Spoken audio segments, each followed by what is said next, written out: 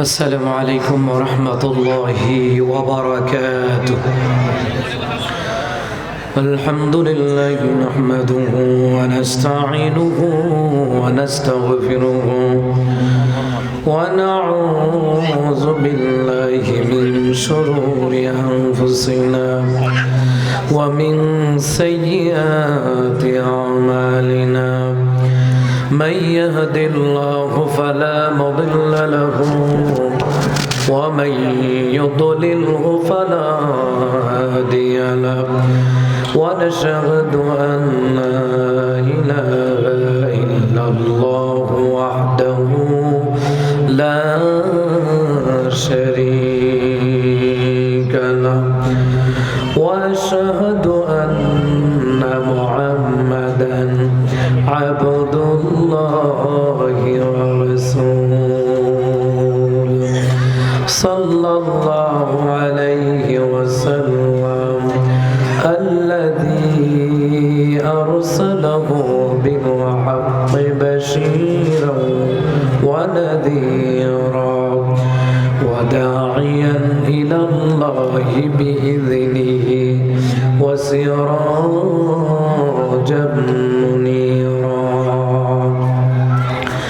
فقد قال الله تعالى في كلامه المجيد وفي فرقانه الحميد. أعوذ بالله من الشيطان الرجيم. بسم الله الرحمن الرحيم. সবুজ বাতি দাও, টিপ দাও।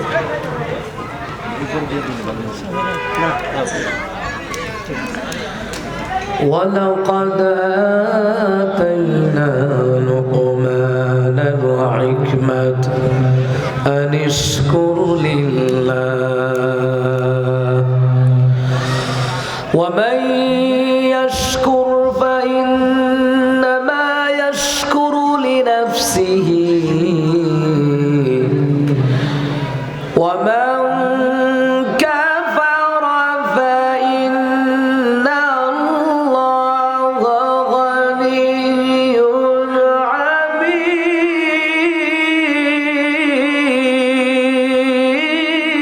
حميد. وإذ قال لقمان لابنه وهو يعظه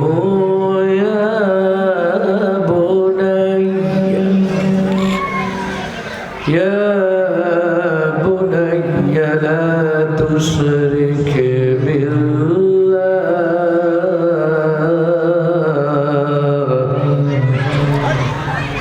إن الشرك لظلم عظيم.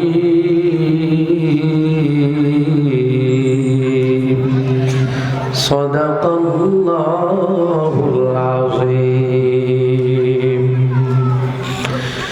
وقال تعالى إن الله وملائكته يصلون على النبي يا أيها الذين آمنوا صلوا عليه وسلموا تسليما. اللهم صل على محمد وعلى آل محمد كما صليت على إبراهيم وعلى آل إبراهيم إنك حميد مجيد. اللهم بارك على محمد وعلى آل محمد كما باركت على إبراهيم وعلى آل إبراهيم إنك حميد مجيد. আরে বুদ্ধি কম আপনাদের। এটা খুলেন, খুললে আবার লাগান। এটা খুলেন, খুললে আবার লাগান।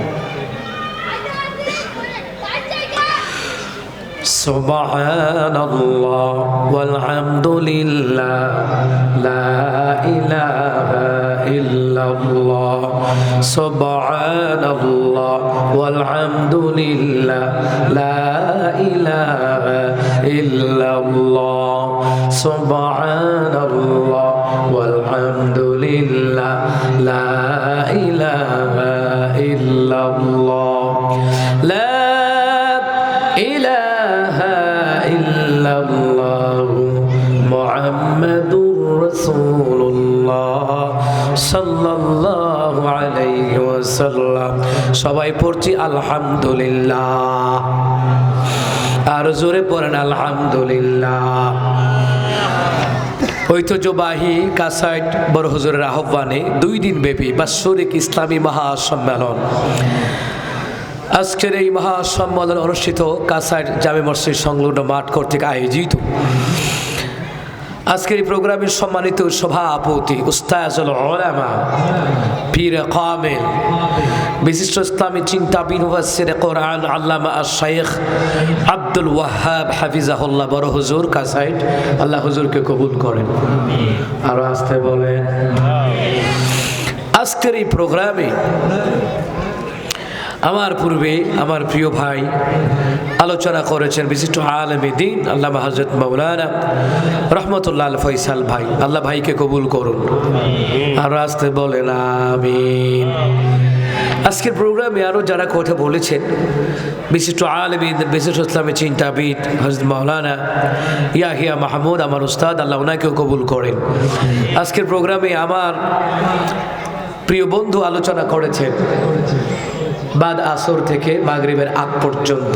আমার প্রিয় বন্ধুবর সুমধুর কণ্ঠস্বর বিশিষ্ট ইসলামী চিন্তাবিদ মুফাসসির কোরআন আল্লামা হযরত মাওলানা কারি হাফেজ সোহাইব আহমদ আশরাফি, আল্লাহ তাআলা ভাইকে কবুল করেন। স্টেজে আরও আছেন আমার প্রিয় বন্ধুবর হযরত মাওলানা কারি জহিরুল ইসলাম আশিকি ভাই, আল্লাহ ওনাকেও কবুল করেন। আর অনেক ওলামায়ে কেরাম আমার পরপর যিনি আসতেছেন বিশিষ্ট আলেমীদের আন্তর্জাতিক সম্পর্ক মুফাসসির কোরআন আল্লামা হযরত মাওলানা কামাল উদ্দিন দাইমি সাহেব, আল্লাহ ভাইকে কবুল করেন। আমরা একই জেলার, মারহাবা বলে।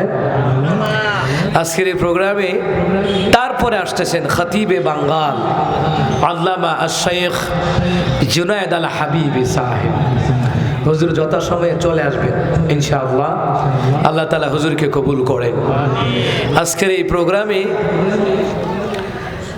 আরও যারা বিশেষ করে নাশিদ পরিবেশন করেছেন প্রিয় ভাই আনাস আব্দুল্লাহ, সার্বিক তত্ত্বাবধানে আমার প্রিয় ভাই মুফতি ইসমাইল হোসেন কাসাইদ, মুফতি আবু জাফর মাহমুদ ইয়াহিয়া উস্তাদ, তারপর আরজ গুজার আমাদের প্রিয় চেয়ারম্যান জনাব আমির হামজা ভুইয়া, চেয়ারম্যান আব্দুল ওয়াহাব বড় হুজুর ফাউন্ডেশন কাসাইট। এছাড়া আরও অনেক ওলামায়ে কারাম আছেন যাদের আমি নাম জানি না, কিন্তু অনেকেই আছেন এই প্রোগ্রামে। আল্লাহ তাআলা সবাইকে কবুল করেন।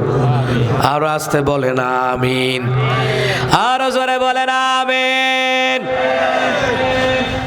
সম্মানিত উপস্থিতি, সম্মানিত ওলামায়ে কেরাম, মুরব্বিয়ান আজম, যুবক ভাইরা, পর্দানিশীন মা বোনেরা, সকলের প্রতি সালাম। আসসালামু আলাইকুম ওয়া রাহমাতুল্লাহি ওয়া বারাকাতুহু।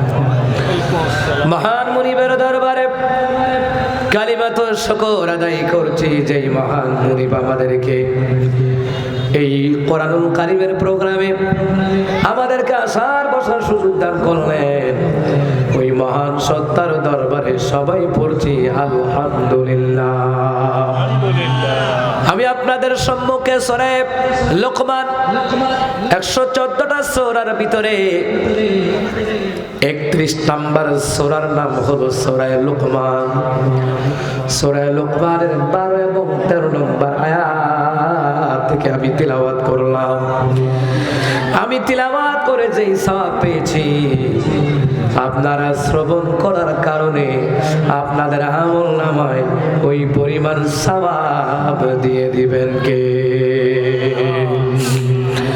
মুহতারাম হাজিরিন,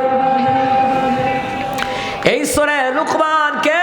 সেই লুকমান কে সেই লোকমান যার নামে আল্লাহ তাআলা কোরআনুল কারীমের মধ্যে একটা সূরা, সম্পূর্ণ সূরা আল্লাহ তাআলা দিয়ে দিলেন। লোকমান কিন্তু নবীও নয়। তাফসীর জালালাইন শরীফের মধ্যে এসেছে দাউদ আলাইহিস সালাতু ওয়াস সালামের পূর্বের জামানায় তিনি ছিলেন। এই লোকমান হাকিম একজন মহান আল্লাহ পাকের ওলি ছিলেন। সুবহানাল্লাহ বলবেন না? মহান আল্লাহ পাকের একজন ওলি ছিলেন। ও মুসলমান ইমানদারেরা, লোকমান হাকিম এমন একজন ব্যক্তি যার নসিহতগুলি আল্লাহর কাছে বড় পছন্দ লাগছে, অথচ এই কোরআনুল কারীমের একজন প্রধান কারি সাহাব আছে যার নাম কাব রাদিয়াল্লাহু তাআলা আনহু। ইসলামের একজন প্রধান কারি, তাফসীর জালালাইন শরীফের মধ্যে এসেছে ইসলামের একজন প্রধান কারি, অথচ সূরা কাব তার নাম হলো হযরতে কাব রাদিয়াল্লাহু তাআলা আনহু, কিন্তু কাব নামে কিন্তু কোরআনে কোনো সূরা নাই। অথচ রাসূলুল্লাহর একজন সাহাবী, ইসলামের একজন প্রধান কারি। কিন্তু কে সেই লোকমান যার নামটা আল্লাহ কোরআনে উঠাইয়া দিলেন, যার নামে আল্লাহ তাআলা কোরআনুল কারীমের মধ্যে একটা সূরা সম্পূর্ণ নাজিল করে দিলেন। মুসলমান ইমানদারেরা, অথচ কাব রাদিয়াল্লাহু তাআলা আনহুর ব্যাপারে আল্লাহ তাআলা বললেন, পয়গম্বর ইয়া রাসূলুল্লাহ, ইয়া হাবিবাল্লাহ, আপনি কাবের জবান থেকে কোরআন তেলাওয়াত শুনেন।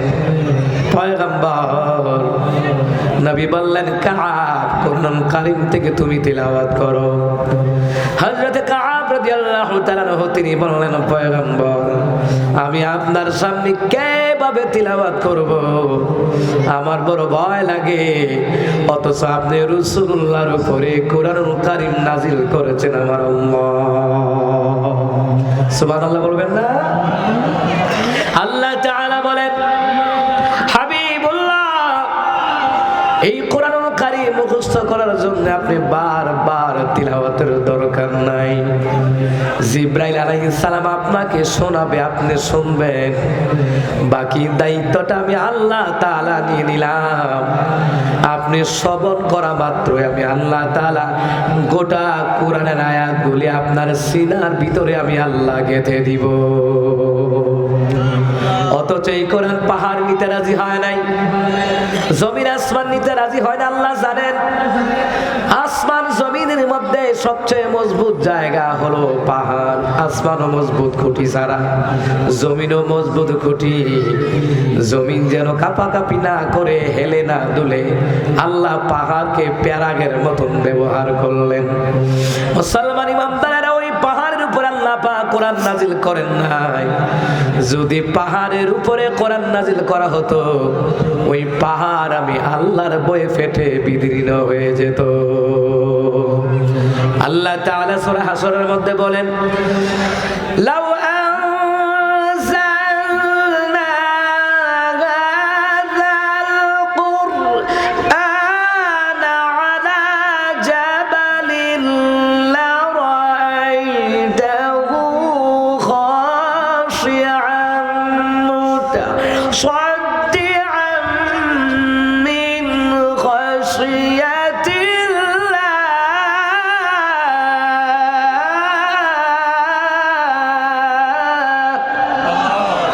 আল্লাহ তাআলা বললেন, পয়গম্বর আমি কোরআনুল কারীম যদি আমি আল্লাহ তাআলা পাহাড়ের উপরে নাজিল করতাম, আপনি চেয়ে চেয়ে দেখতেন এই পাহাড় আমি আল্লাহর বয়ে ফেটে বিদীর্ণ হয়ে যেত। ওই কোরআনে আমি আল্লাহ আপনার সিনার ভিতরে দিলাম। এবার বুঝেন নবীজির সিনাটাকে ইলমের ওহির লুট নেওয়ার মতন ক্ষমতা, পাওয়ার দিয়েছেন কে? আল্লাহ তাআলা বলে, আলাম নাশরাহ লাকা সাদরাক। ও নবী, আমি আল্লাহকে আপনার সিনাকে প্রশস্ত করে দেই নাই, আমি আল্লাহকে আপনার সিনা সাক করাই নাই, আমি আল্লাহকে আপনার বক্ষ বিদীর্ণ করাই নাই। কেন করালেন? কোরআনের যত ওহী আসবে আপনার সিনাটাকে আমি আল্লাহ তাআলা ওহীর লুট নেওয়ার মতন উপযুক্ত আমি আল্লাহ তাআলা বানায়া দিলাম। ও মুহতারাম হাজিরিন, কাব বলে, পয়গম্বর আপনি নবীজির উপরে কোরআনুল কারীম নাজিল করা হয়েছে, আমার বড় ভয় লাগে। আপনারা দেখবেন আমরা যারা শিক্ষকতা করেছি জীবনে, মক্তবে, মাদ্রাসায়, আলিয়া মাদ্রাসায়, কওমি মাদ্রাসায় যারা শিক্ষকতা করে, ছাত্র বাড়ি থেকে পুরা পড়া শিখাইছে, উস্তাদের সামনে খারইয়া ডরে হেতে পড়া বুঝলা গেছে গা, ডর ডর এমনি পারে কিন্তু ডরে বুঝলা গেছে গা।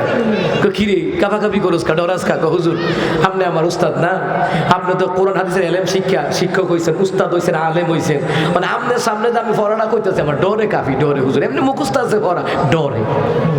কাব বিন মালিক নবীদের উপরে কোরআন নাযিল হলো, আমি নবীর সামনে তিলাওয়াত করতাম, কেমনে করতাম, আমার ডর লাগে। সুবহানাল্লাহ জোরে পড়বেন না?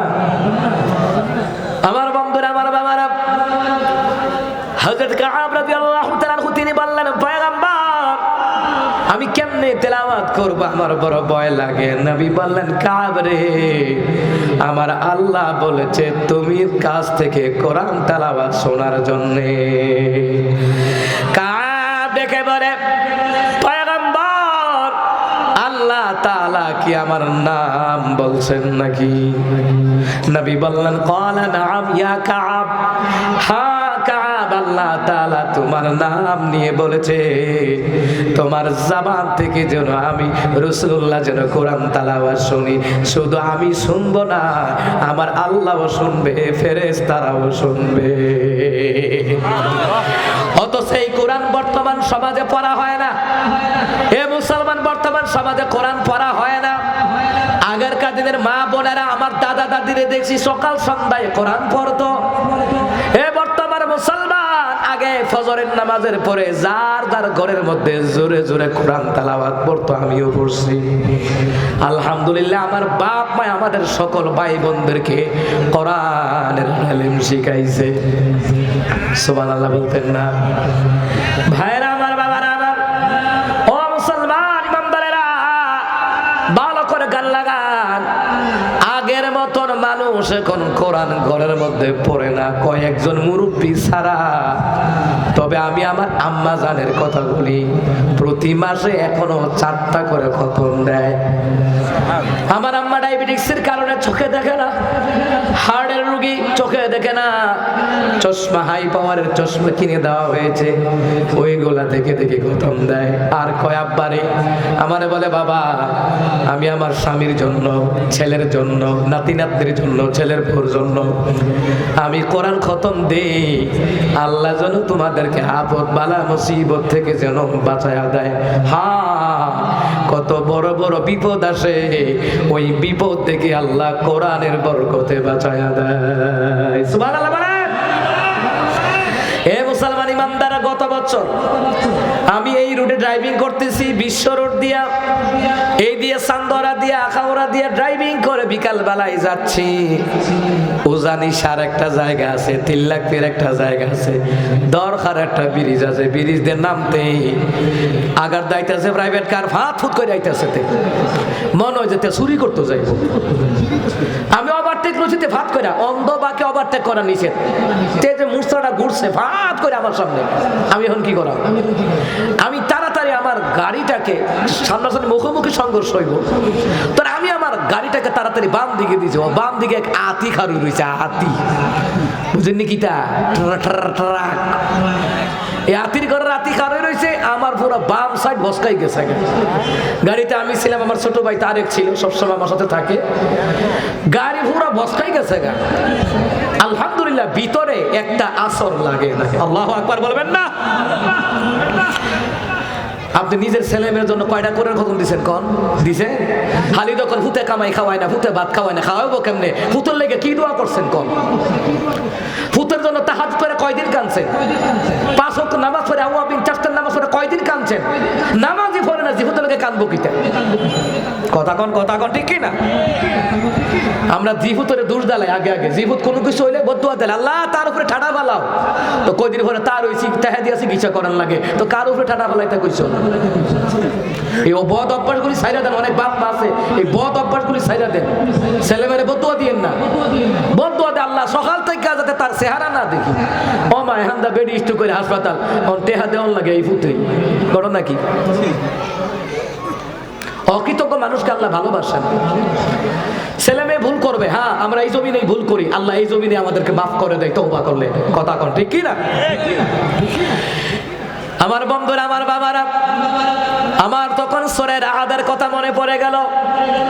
দুনিয়ার জমিনে যারা 5 ওয়াক্ত নামাজ পড়ে, আল্লাহর বিধান নবীর তরিকায় চলে, মসজিদ মাদ্রাসার জন্য দান করে, ইকামতে দ্বীনের জন্য, দাওয়াতি তাবলীগী কাজের জন্য যারা দান খয়রাত করে, জান মাল ব্যয় করে, আল্লাহ তাআলা তাদেরকে ফেরেশতা পাঠাইয়া হেফাজত করে। জোরে পড়ে সুবহানাল্লাহ। লাহু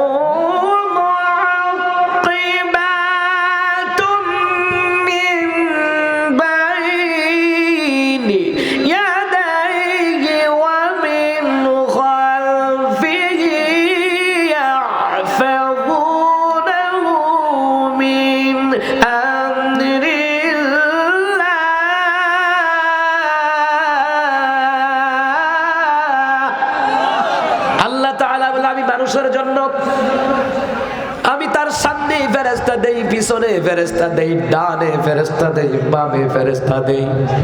ওই ফেরেশতাগুলি আমার বান্দা বান্দিকে আমি আল্লাহ তাআলার হুকুমে ওই ফেরেশতারা তাদেরকে হেফাজত করে।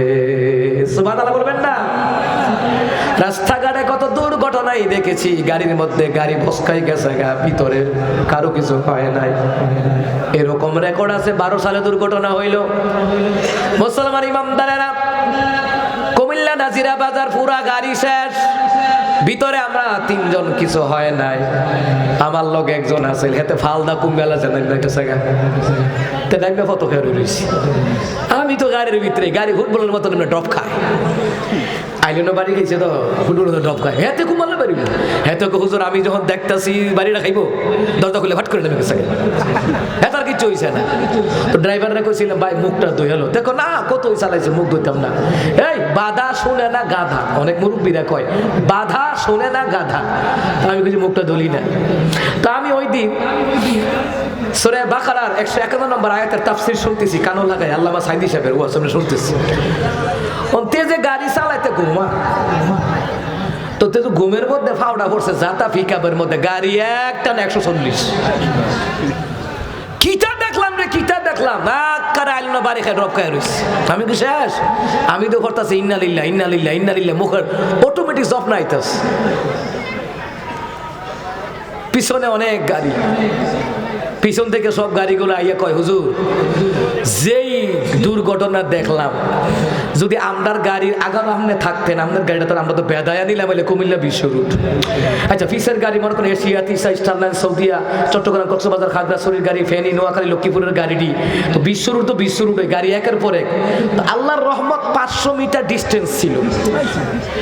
আপনি যদি 2 ফিট দূরত্বে থাকেন আর আমি যদি হঠাৎ করে পড়ে যাই, তো আপনি তো আমার উপরই করবেন। ডিস্টেন্স ছিল বিদায় আল্লাহ রহম করছে, নাইলে এটির বেদায়া লয়ে গেল গেলে, পিছনের গাড়িগুলো বেদায়া লয়ে গেল গেলে, আল্লাহ রহম করছে। আমার বন্ধুরা, আমার বাবারা, আল্লাহ বাঁচায় দেয়, ফেরেশতা দিয়ে বাঁচায় দেয়। এরপর আমি আম্মারে শোনাইছি না, হার্টের রোগী যদি ওখানে এই মুহূর্তে এই কথা কই আবার স্ট্রোক করবে, পরে দিয়ে কইছি, পরে আমার আম্মাই কি কই দেখেন, আমার আম্মাই কই হুত আল্লাহ ভালোই বুঝে, তোর যদি মারাত্মক ক্ষতি হয়, সমাজে অনেক গরিব মানুষ আছে লেখাপড়া করতে না, তাদের খরচ তুমি দাও, বিধবা নারী অনেক আছে তাদেরকে তুমি খরচ দাও। এই আমির হামজা ভাইয়ের মতন আপনাদের ভাই বিভিন্ন জায়গায় সাহায্য সহযোগিতা করে না। আমার আম্মা কই হুত আল্লাহ জানে, তোমার যদি মারাত্মক ক্ষতি হয় এই মানুষগুলি কার কাছে যাইবো? কারণ সবাই তো টাকাওয়ালা আছে কিন্তু গরিবদেরকে দেয় না, সুদে লাগায় কিন্তু গরিবদেরকে দেয় না। কথা কয় না, কথা কয় না, সুদে লাগায় গরিবদেরকে। আমার আম্মা কফুত আল্লাহ ভালো বুঝে, তোমার কিছু হলে যে পুরো পরিবারটা ধ্বংস হয়ে যাবে, কারণ আমার পরিবারটা তুমি ঠিকায় রাখছো, আল্লাহ পাকের দয়ায় ঠিক আছে, তোমার উসিলায়। তা আম্মা বলতেছে এই কথা। হ্যাঁ, যারা জান মাল ব্যয় করে দিনের জন্য, ইসলামের জন্য, আল্লাহ তাআলা তাদের গুনাহ তো মাফ করে করে তাদের জিম্মাদারি আল্লাহ নিয়ে নেয়। এমনকি আকাশের 500 রিজিকের দরজা আল্লাহ তার জন্য খুলে দেয়। সুবহানাল্লাহ বলবেন না? এই জন্য মসজিদ মাদ্রাসা দান সদকার ক্ষেত্রে কৃপণতা করবেন না, যা পারেন মন খুলে দিবেন, আল্লাহ রাসূলের প্রেমে দিবেন। মারহাবা কইতেন না?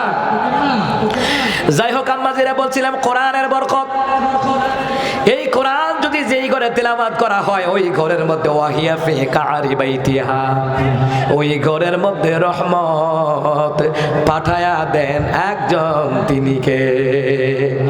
হাদিস শরীফের মধ্যে লেখে ওই ঘরে আল্লাহ পাক নিজে রহমতের হাত দিয়ে রিজিক পাঠায়া দেয়, রহমত পাঠায়া দেয়, ফেরেশতা দিয়ে রহমত পাঠায়া দেয়। সুবহানাল্লাহ বলতে ইচ্ছা করে না? তো যাই হোক আমার বন্ধুরা, বাবারা, হযরত কাব রাদিয়াল্লাহু তাআলা তিলাওয়াত করা শুরু করলেন, তিলাওয়াত করলেন। ও মুসলমান ইমানদারেরা, কাবের জবান থেকে আল্লাহ কোরআন তেলাওয়াত শুনতে চাইলেন, কিন্তু কাব নামক সূরা কোরআনে নাই, কিন্তু লুকমান হাকিমের সূরা কোরআনে আছে। এবার বুঝেন লুকমান হাকিমের সম্মান বেশি না কম। এইখানে আরেকটা কথা বলেন, তাফসীর ইবনে কাসির থেকে বলছি। তাফসীর ইবনে কাসিরের মধ্যে বলা হয়, একজন লোক আসিয়া বলে, ভাইজান সালাম দেয়, সালামের জবাব দেয়, মনটা খুব বেজার। ভাই তোর মনটা বেজার কে? কমন তো বেজার হইবই, আল্লাহ আমারে কালা কইরা বানাইছে, মানুষ একবার তাকাইলে আর একবার তাকায় না, কথা বলতে চায় না। এবার ডেকে বলল, আল্লাহর বান্দা, তুমি কেন মন খারাপ করো? তুমি কি জানো না, লাকাদ খালাকনাল ইনসানা ফি আহসানি তাকওয়িম। এই আল্লাহ যে বলছে যে নিশ্চয়ই আমি আল্লাহ তাআলা মানুষকে সবচাইতে সুন্দর আকৃতিতে আমি আল্লাহ গঠন করেছি, তৈরি করেছি। সুবহানাল্লাহ বলবেন না? তখন বলতে কালো হয়েছে তো কি হয়েছে? তুমি জানো না ইসলামের মধ্যে 3 জন কালা ব্যক্তি আছে? সুবহানাল্লাহ বলবেন না? ইসলামের ভিতরে 3 জন কালো ব্যক্তি আছে রে। তুমি জানো না ওই কালো ব্যক্তির দাম আল্লাহ তাআলা নিজে বাড়ায়া দিয়েছে। 1 নাম্বার, ইসলামের মধ্যে হযরতে লোকমান হাকিম ছিল কালা, মনটা বড় ভালা, ভালোবাসেন তাকে আল্লাহ তাআলা। সুবহানাল্লাহ বলবেন না? এই লোকমান হাকিম কালো আছিল তো কি হয়েছে? তার দাম আল্লাহ বাড়াইছে, জানো না? আল্লাহ বলছেন, ওয়ালাকাদ আতাইনা লুকমানাল হিকমাতা নিশকুর লিল্লাহ।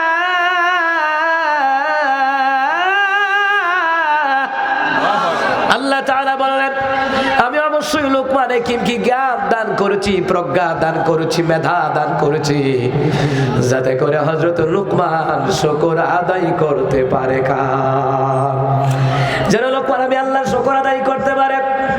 ওয়া মান ইয়াশকুর ফাইন্নামা ইয়াশকুরু লিনাফসিহি, যেই ব্যক্তি শুকর আদায় করবে আমি আল্লাহ তাআলা তার নিজের জন্য দান করে দিব। ওয়া মান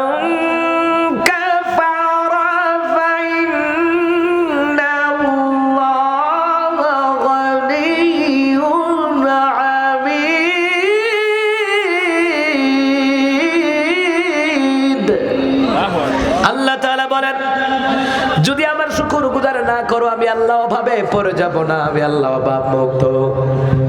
তোমরা যদি আমি আল্লাহর শুকর আদায় না করো আমার প্রশংসা কমে যাবে না, আমি আল্লাহ রাব্বুল আলামিন চির প্রশংসিত। সুবহানাল্লাহ বলবেন না? লোকমান হাকিম জ্ঞান গর্ব কথা বলে, হাজার হাজার মানুষে শুনে, শত শত মানুষে শুনে। লোকমান হাকিম একদিন ময়দানে কথা বলছেন, এমন সময় ময়দানে নসিহত করেছেন। নসিহত করার পরে একজন রাখাল দাঁড়িয়ে আছে, লোকমান হাকিমের সামনে দাঁড়িয়ে আছে।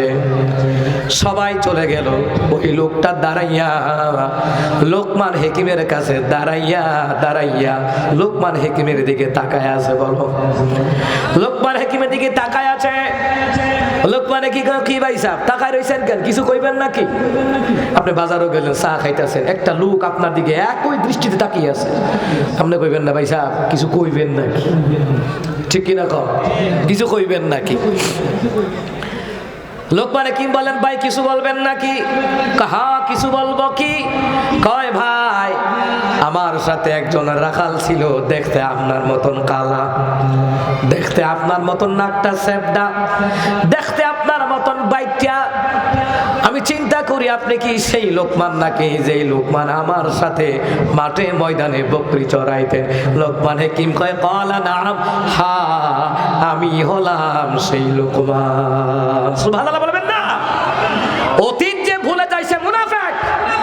লোকমান হাকিম পদবি পাওয়ার পর অতীত ভুলে যায় নাই। আমার দেশে এরকম জালিম শৈতান নেতা নেত্রী আছে, ওরা অতীত ভুলে যায়। আর অতীত যারা ভুলে যায় ওর মত নিমু খারাপ দুনিয়ার জমিনে হতে পারে না। কথা কোন ঠিক কিনা? নিমু খারাপ আলেমদের কাছে ভর করে ক্ষমতায় আসে, ক্ষমতায় যাওয়ার পরে হুজুরের বাস দেয়।